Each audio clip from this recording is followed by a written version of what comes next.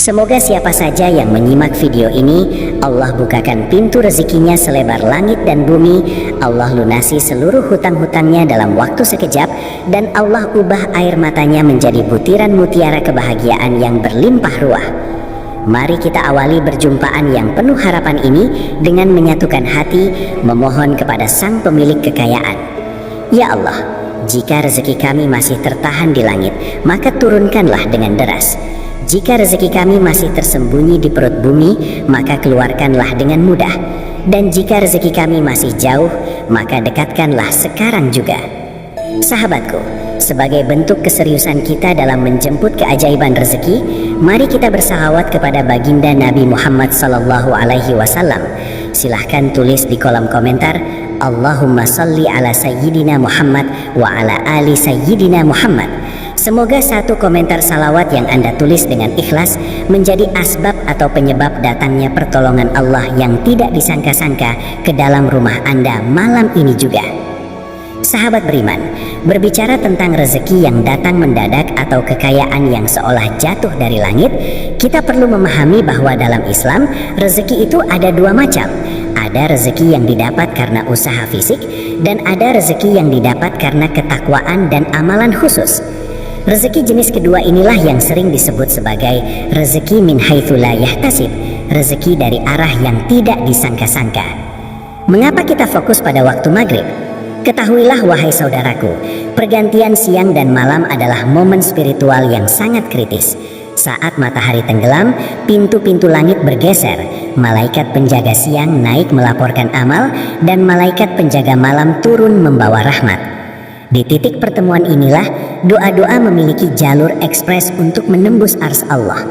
Sayangnya, banyak dari kita yang menghabiskan waktu emas ini dengan hal yang sia-sia, mengobrol, menonton televisi, atau sekedar bermain ponsel. Padahal ada satu surah pendek, sangat pendek dan pasti Anda hafal, yang jika dibacakan sebanyak 11 kali dengan tata cara tertentu tepat setelah sholat maghrib, ia mampu menjadi magnet uang yang sangat kuat. Getaran dari surah ini mampu memecahkan sumbatan-sumbatan energi negatif yang selama ini menghalangi uang masuk ke rumah Anda. Mari saya ajak Anda menyelami sebuah kisah nyata yang sangat menggugah hati. Sebuah kisah yang mungkin mirip dengan apa yang sedang Anda alami saat ini. Kisah ini terjadi pada seorang kepala keluarga. Sebut saja namanya Bapak Fulan. Beliau adalah orang yang rajin bekerja, namun nasib baik seolah enggan bersahabat dengannya. Usahanya bangkrut. Ia tertipu rekan bisnisnya hingga meninggalkan hutang yang menumpuk. Dan puncaknya adalah ketika istrinya sakit keras membutuhkan biaya pengobatan yang besar dalam waktu kurang dari 1 minggu. Sore itu, saat matahari mulai condong ke barat dan warna langit berubah menjadi jingga kemerahan pertanda maghrib akan tiba, Bapak Fulan duduk termenung di teras rumah kontrakannya yang sempit. Di tangannya hanya tersisa uang recehan yang bahkan tidak cukup untuk membeli 1 liter beras. Suara tangis anaknya yang menahan lapar terdengar sayup-sayup dari dalam kamar, menyayat hatinya sebagai seorang ayah. Ia merasa gagal, ia merasa dunia ini begitu kejam, dan bisikan-bisikan setan untuk berbuat nekat mulai menghampiri pikirannya. Saat azan maghrib berkumandang, Allahu Akbar, Allahu Akbar, suara itu seolah memukul kesadarannya. Bapak Fulan yang tadinya hampir putus asa menyeret langkah kakinya yang berat menuju masjid. Ia tidak berniat meminta sumbangan. Ia hanya ingin mengadu kepada Tuhannya, pemilik segala perbendaharaan. Ia sholat maghrib dengan air mata yang bercucuran. Setiap bacaan Al-Fatihah ia lafalkan dengan getaran hati yang hancur. Iyyaka na'budu wa iyyaka nasta'in. Hanya kepada Engkaulah kami menyembah, dan hanya kepada Engkaulah kami mohon pertolongan. Setelah sholat selesai dan jamaah mulai bubar, Bapak Fulan masih duduk terpaku di pojokan masjid. Tidak sanggup pulang karena tidak membawa apa-apa untuk anak istrinya. Saat itulah, seorang kakek tua yang wajahnya bersih dan bercahaya mendekatinya. Kakek itu bukan orang kaya raya yang memakai jubah emas, melainkan orang biasa namun memiliki aura ketenangan yang luar biasa. Kakek itu menyapa Bapak Fulan dengan lembut dan bertanya apa yang membuatnya menangis begitu hebat. Bapak Fulan pun menceritakan kondisi himpitan ekonominya yang sudah di ujung tanduk. Ia bercerita bahwa ia butuh keajaiban dalam waktu 3 atau 4 hari ini. Jika tidak, maka ia tidak tahu bagaimana nasib keluarganya. Sang kakek tersenyum arif, lalu berkata dengan suara yang menenangkan, "Wahai anak muda, ketahuilah bahwa Allah itu maha dekat. Kunci gudang kekayaannya ada di dalam Al-Quran yang sering engkau baca. Apakah engkau mau aku beritahu satu rahasia amalan yang pernah diajarkan oleh para guru terdahulu? Amalan ini ringan di lisan, namun berat timbangannya di arsy Allah.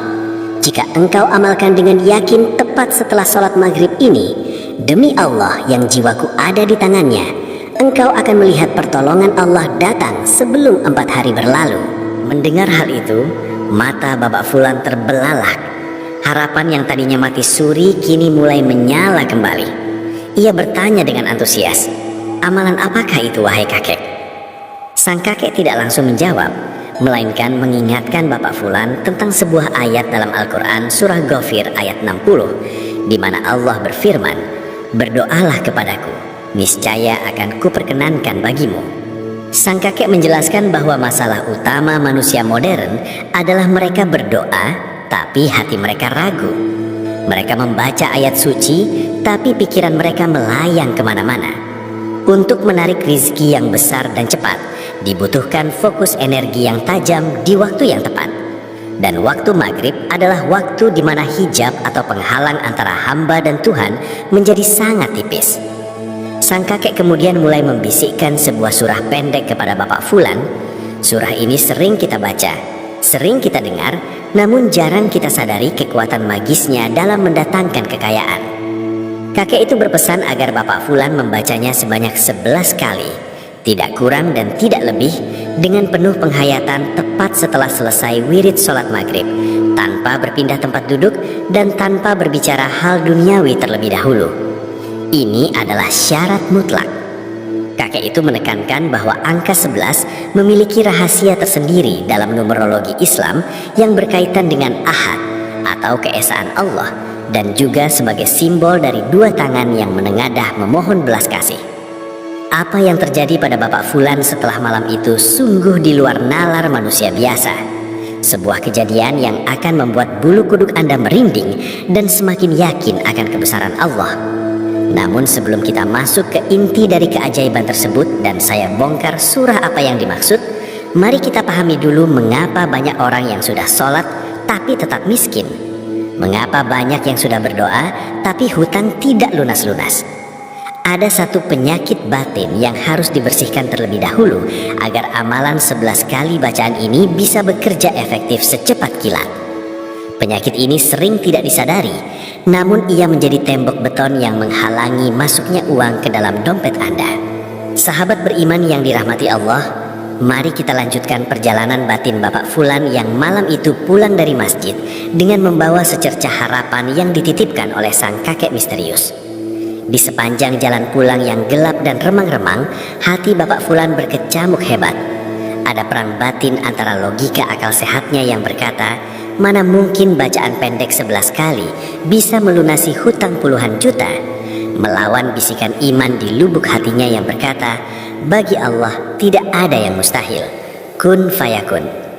Sesampainya di rumah, ia melihat istrinya tertidur lelap di samping anak-anaknya dengan wajah kelelahan dan sisa air mata yang mengering di pipi. Pemandangan itu justru memecut semangat Bapak Fulan.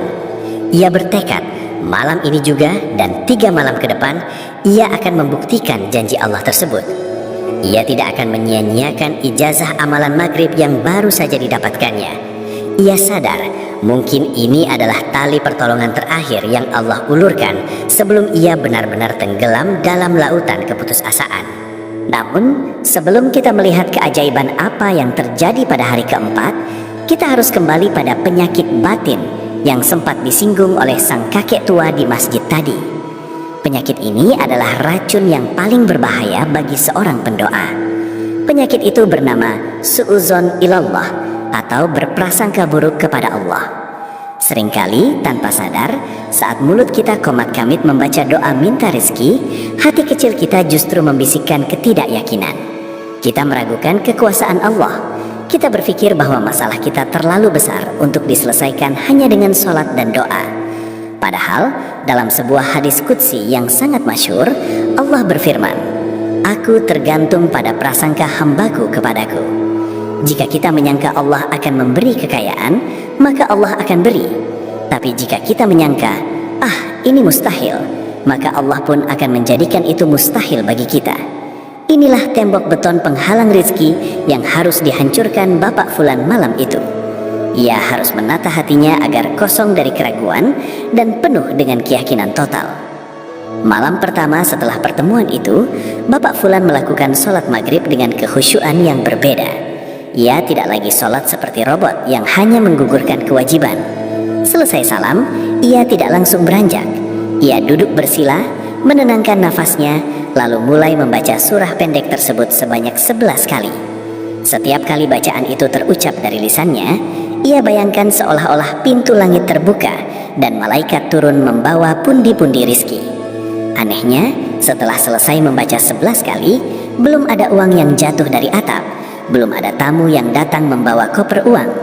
Namun ada satu hal yang berubah drastis, yaitu ketenangan jiwa atau sakinah. Hati Bapak Fulan yang tadinya panas dan gelisah, tiba-tiba menjadi sejuk laksana disiram air es. Rasa takut akan hari esok lenyap seketika. Ia bisa tidur nyenyak malam itu, sesuatu yang sudah berbulan-bulan tidak bisa ia rasakan.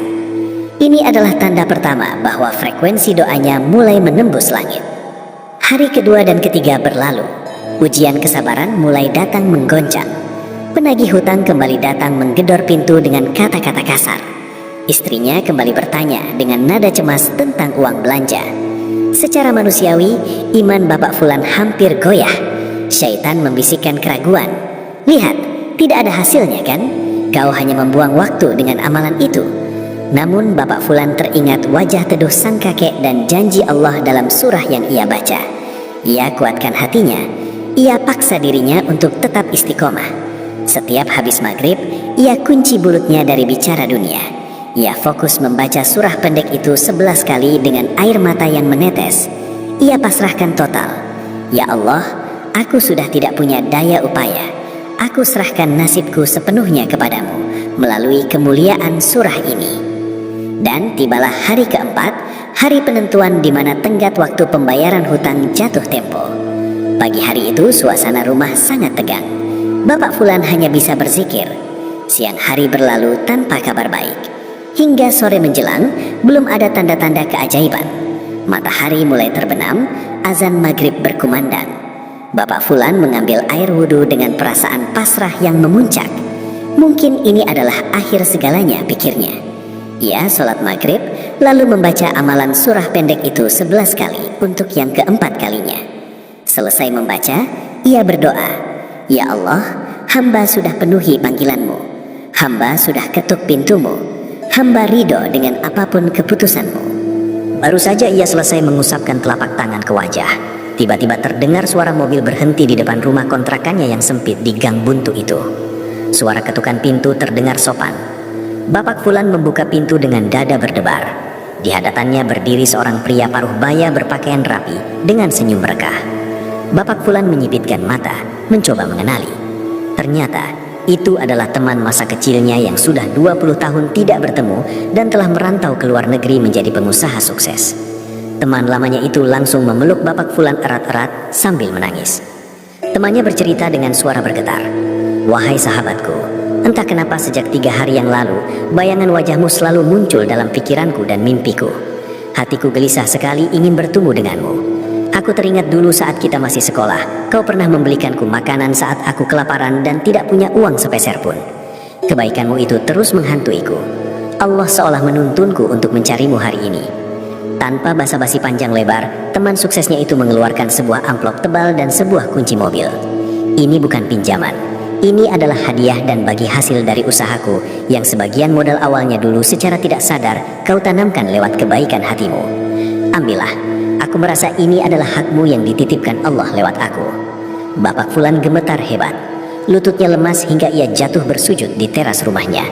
Istrinya yang mengintip dari balik tirai ikut menangis histeris. Ketika amplop itu dibuka, jumlahnya bukan hanya cukup untuk melunasi hutang yang jatuh tempo hari itu, tetapi cukup untuk membeli rumah sederhana dan modal usaha baru. Allahu Akbar. Janji Allah itu nyata. Bantuan Allah datang tepat pada waktunya, tidak terlalu cepat dan tidak terlambat satu detik pun. Ternyata selama 3 hari Bapak Fulan membaca amalan itu, Allah sedang bekerja menggerakkan hati teman lamanya yang berada jauh di sana untuk datang menemuinya. Sinyal doa Bapak Fulan yang dipancarkan lewat surah pendek di waktu maghrib ditangkap oleh hati temannya atas izin Allah. Sahabat Barokah TV, kisah ini mengajarkan kita bahwa rizki itu memiliki alamat dan kode pos spiritual. Jika alamatnya benar, kodenya benar, ia pasti sampai. Surah pendek yang dibaca Bapak Fulan adalah kode pos kilat yang mempercepat sampainya rizki tersebut. Anda mungkin sekarang bertanya-tanya dengan sangat penasaran, surah apa sebenarnya yang dibaca Bapak Fulan? Apakah surah yang panjang? Bukan. Apakah surah yang sulit? Bukan. Ini adalah surah yang sangat agung yang di dalamnya terkandung nama Allah yang menjadi sandaran segala makhluk. Surah ini menegaskan kemurnian tauhid kita. Ketika tauhid kita murni, maka dunia akan tunduk di bawah telapak kaki kita. Bayangkan jika Anda bisa mempraktikkan hal yang sama malam ini.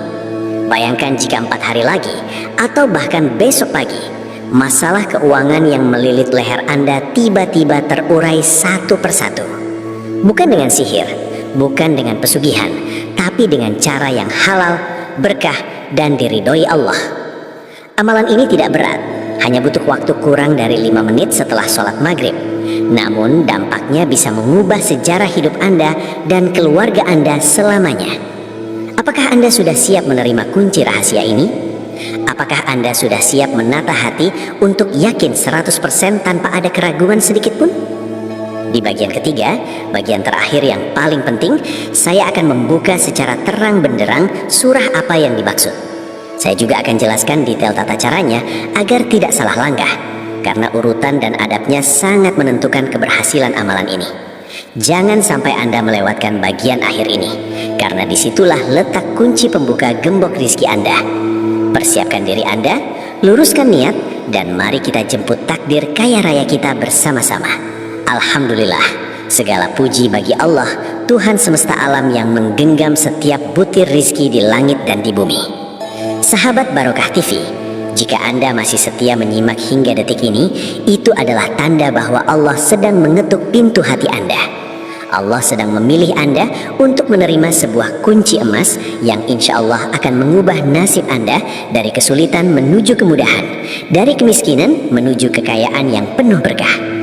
Jangan pernah meremehkan pertemuan kita di video ini, karena tidak ada satupun daun yang jatuh tanpa izin Allah. Begitu pula dengan sampainya informasi berharga ini ke telinga Anda. Mari kita luruskan niat sekali lagi. Bismillahirrahmanirrahim. Kita niatkan amalan ini semata-mata untuk mendekatkan diri kepada Allah dan menjadikan kekayaan yang datang nanti sebagai sarana untuk beribadah dan bersedekah di jalannya.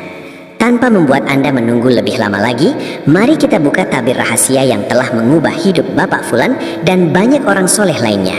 Surah pendek yang dibaca Bapak Fulan, surah yang sangat agung namun sering kita baca dengan tergesa-gesa, surah yang menjadi magnet rizki tercepat jika dibaca di waktu maghrib sebanyak 11 kali adalah surah Al-Ikhlas. Benar, surah Qul Huwallahu Ahad. Mungkin Anda terkejut, mungkin Anda bertanya, hanya itu? Jangan salah sangka wahai saudaraku, surah Al-Ikhlas adalah sepertiga Al-Quran. Di dalamnya terkandung esensi tauhid yang paling murni. Ketika Anda membaca Al-Ikhlas dengan pemahaman yang benar, Anda sedang menyatukan frekuensi diri Anda dengan Zat yang Maha Kaya, Zat yang Maha Tunggal, dan Zat yang Maha menjadi tempat bergantung. Perhatikan baik-baik tata cara atau kaifiyah pengamalannya agar hasilnya maksimal dan meledak seperti yang dialami Bapak Fulan. Waktunya adalah tepat setelah selesai sholat fardu maghrib. Mengapa maghrib? Karena saat itu adalah perpindahan energi siang ke malam, saat dimana hati manusia cenderung tenang namun rawan gelisah. Anda harus menanamkan ketenangan ilahiyah di momen itu. Setelah salam, jangan dulu beranjak dari sajadah, jangan dulu memegang handphone, dan jangan dulu berbicara hal duniawi dengan siapapun. Pertahankan posisi duduk Anda. Mulailah dengan membaca istighfar 3 kali untuk membersihkan dosa, lalu bacalah salawat Nabi 3 kali untuk menyambung sanad doa. Setelah itu, bacalah surah Al-Ikhlas sebanyak 11 kali. Disinilah rahasianya. Jangan membacanya seperti burung beo yang hanya komat kamit di bibir. Bacalah dengan teknik tadabbur rasa. Saat lisan Anda mengucapkan ayat pertama, Qul huwallahu ahad, katakanlah dialah Allah yang Maha Esa. Tanamkan dalam hati bahwa hanya Allah satu-satunya penolong. Bukan bos Anda, bukan bank, bukan teman kaya, tapi hanya Allah. Lalu saat masuk ayat kedua, Allahus Samad, Allah tempat meminta segala sesuatu. Inilah kunci pembuka brankasnya. Berhentilah sejenak di ayat ini. Resapi maknanya sampai Anda merinding. As-Samad artinya tempat bergantung. Yakinkan diri Anda, ya Allah, Engkaulah tempat aku menggantungkan nasibku. Engkaulah tempat aku meminta uang. Engkaulah tempat aku meminta pelunasan hutang. Visualisasikan hajat Anda tuntas saat menyebut As-Samad. Lalu lanjutkan hingga selesai. Lakukan hal ini berulang hingga hitungan ke-11. Mengapa 11 kali? Para ulama ahli hikmah menyebutkan bahwa angka 11 melambangkan witir atau ganjil yang disukai Allah, serta merepresentasikan dua tangan yang menengadah penuh harap. Setelah selesai membaca 11 kali, tutuplah dengan doa singkat namun padat.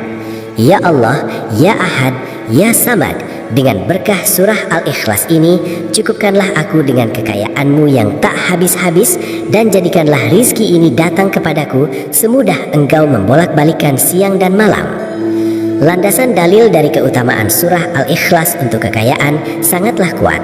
Ada sebuah riwayat hadis yang menceritakan seorang sahabat bernama Sahal bin Sa'ad yang datang mengadu kepada Rasulullah Sallallahu Alaihi Wasallam karena kefakiran dan sempitnya rizki. Maka Rasulullah bersabda kepadanya, apabila engkau masuk ke rumahmu, maka ucapkanlah salam jika di dalamnya ada orang, dan jika tidak ada orang, maka ucapkanlah salam untuk dirimu sendiri, dan bacalah Qul huwallahu ahad 1 kali. Sahabat tersebut kemudian mengamalkannya dengan tekun. Apa yang terjadi? Allah melimpahkan rizki baginya hingga meluber keluar rumahnya, sampai-sampai ia bisa membagikan rizkinya kepada tetangga-tetangganya. Jika membaca 1 kali saat masuk rumah saja bisa membuat rezeki meluber hingga ke tetangga, bayangkan dahsyatnya energi yang terkumpul jika Anda membacanya 11 kali di waktu mustajab setelah maghrib dengan kehusyukan penuh. Ini adalah akselerasi atau percepatan spiritual. Bapak Fulan dalam kisah tadi berhasil karena ia menggabungkan waktu mustajab, maghrib, jumlah bilangan yang pas 11 kali, dan kondisi hati yang pasrah total, the power of surrender. Ketika kita melepaskan kemelekatan hati pada makhluk dan hanya bergantung pada Allahus Samad, maka dunia akan mengejar kita dalam keadaan tunduk. Hukum alam semesta akan bekerja melayani hamba yang dicintai rajanya. Pelajaran terbesar yang bisa kita ambil hari ini adalah tentang keyakinan. Seringkali amalan kita tidak bekerja bukan karena amalannya yang salah, tapi karena wadah hati kita yang bocor oleh keraguan. Kita membaca Allahus Samad, tapi hati kita masih berharap pada pinjaman manusia. Kita membaca Allah Maha Kaya, tapi pikiran kita masih takut besok tidak bisa makan. Mulai hari ini, tambal kebocoran itu. Amalan maghrib ini adalah latihan mental untuk memindahkan sandaran hati kita. Selama 4 hari ke depan atau bahkan 40 hari ke depan, jadikan ini sebagai rutinitas wajib yang tidak boleh ditinggalkan. Anggap saja ini adalah meeting eksklusif Anda dengan Sang Maha Pemberi rezeki. Sahabatku, Allah tidak menciptakan Anda untuk hidup menderita. Kemiskinan adalah ujian, namun kekayaan juga adalah ujian. Pilihan ada di tangan kita. Apakah kita mau terus meratapi nasib atau bangkit menjemput takdir terbaik dengan cara-cara yang Allah ridhoi? Ingatlah, uang 100 juta, 1 miliar, bahkan triliunan bagi Allah hanyalah debu yang mudah diterbangkan. Jika Allah berkehendak kun, maka fayakun, jadilah. Maka tugas kita hanyalah memantaskan diri. Bersihkan hati dari iri dengki, perbaiki hubungan dengan orang tua, perbanyak sedekah walau hanya dengan senyuman, dan hiasi waktu maghrib Anda dengan lantunan Al-Ikhlas yang tulus. Saya menantang Anda, iya, Anda yang sedang menatap layar ini dengan penuh harapan. Jangan biarkan ilmu ini menguap begitu saja. Jangan biarkan video ini hanya menjadi tontonan pengisi waktu luang. Jadikan ini titik balik. Nanti sore saat matahari terbenam, jadilah orang yang berbeda. Jadilah seperti Bapak Fulan yang mengetuk pintu langit dengan air mata dan keyakinan. Saya yakin, hakul yakin, jika Anda bersungguh-sungguh, tidak sampai 4 hari, kabar gembira itu akan datang. Entah itu hutang yang tiba-tiba ada yang melunasi, dagangan yang ludes terjual, atau pekerjaan impian yang menghampiri. Sebagai penutup yang penuh semangat, dan sebagai tanda keseriusan Anda untuk menerima ijazah amalan agung ini, saya ingin kita melakukan akad atau perjanjian spiritual yang berbeda dari biasanya. Saya tidak meminta Anda hanya mengetik qabiltu, itu sudah biasa. Saya ingin Anda mengetikkan sebuah kalimat afirmasi yang kuat, sebuah doa yang sekaligus menjadi perintah bagi alam bawah sadar Anda untuk menarik kekayaan. Silahkan ketik di kolom komentar dengan huruf kapital dan penuh kemantapan hati. Bismillah, saya menjadi bukti keajaiban Al-Ikhlas. Saya siap kaya dan dermawan. Sekali lagi, tuliskan. Bismillah, saya menjadi bukti keajaiban Al-Ikhlas. Saya siap kaya dan dermawan. Biarkan komentar Anda menjadi prasasti doa yang diaminkan oleh ribuan malaikat yang menjaga majelis ilmu ini. Biarkan komentar itu menjadi saksi di yaumil akhir bahwa Anda pernah berikhtiar sungguh-sungguh. Dan jangan lupa, bagikan video ini kepada suami, istri, anak, atau teman-teman Anda yang sedang kesulitan. Sedekah informasi adalah sedekah yang pahalanya mengalir deras. Siapa tahu, satu klik tombol share dari Anda bisa menyelamatkan satu keluarga dari kehancuran akibat hutang. Kebaikan itu pasti akan memantul kembali kepada Anda dengan berlipat ganda. Terima kasih telah membersamai Barokah TV. Kami doakan semoga Allah segera mengangkat derajat Anda, meluaskan rezeki Anda sederas hujan, dan memberkahi setiap langkah hidup Anda. Tetaplah istiqomah, tetaplah berhusnuzon kepada Allah. Sampai jumpa di puncak kesuksesan dunia dan akhirat. Wassalamualaikum warahmatullahi wabarakatuh.